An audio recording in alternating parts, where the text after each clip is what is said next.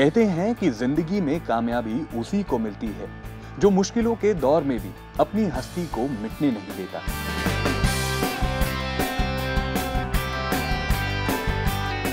अपने अस्तित्व को यूं ही कहीं खोने नहीं देता।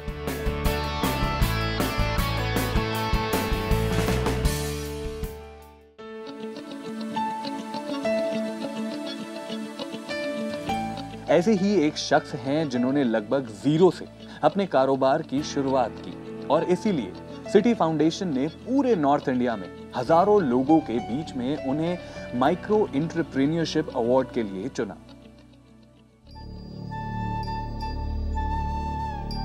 बचपन में ही अपने पिता को खो देने के बाद राम रत्न और उनकी मां के लिए जिंदगी पहाड़ की तरह हो गई थी। जिधर भी जाते उधर ही अंधेरे से मुलाकात होती।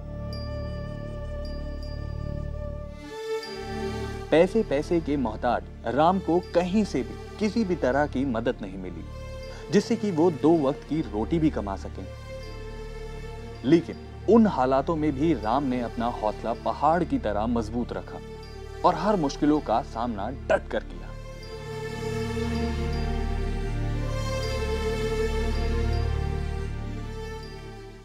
पढ़ाई कर रहा था, 10+2 के मैंने पेपर दिए थे।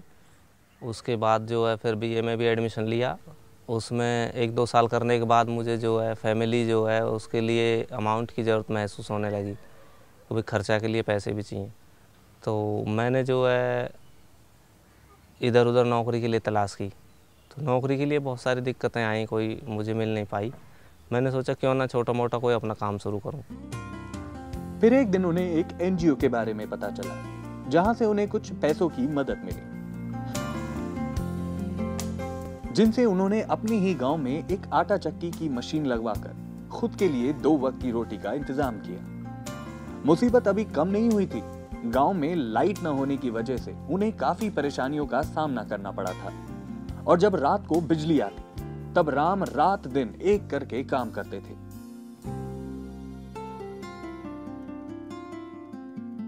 सबसे बड़ी समस्या ये थी कि पिताजी साथ नहीं थे और काम करने के लिए फाइनेंस नहीं था।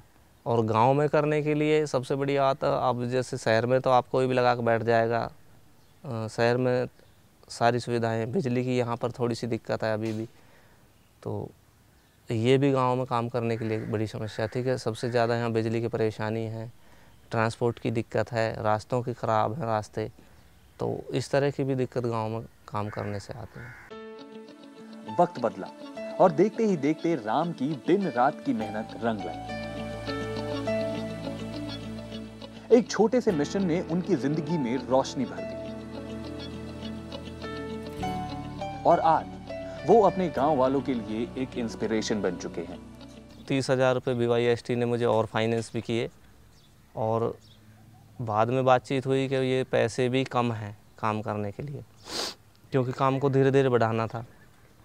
तो BYST का बैंक ऑफ बड़ौदा के साथ बातचीत हुई। उन्होंने जो बैंक ऑफ बड़ौदा से फाइनेंस कराए, स्टार्टिंग में हमारे 20-25 युवाओं के उन्होंने कराए, तो उसमें मेरा भी जो 6.25 लाख रुपए का हुआ और कुछ मैंने मशीनरी और बढ़ाई, वर्किंग कैपिटल के लिए पैसे आ गए तो काम धीरे धीरे बढ़ा दिया। अब फरीदाबाद में, बल्लभगढ़ में, तिगांव में, यहाँ मैं जो सप्लाई देता रहता हूँ।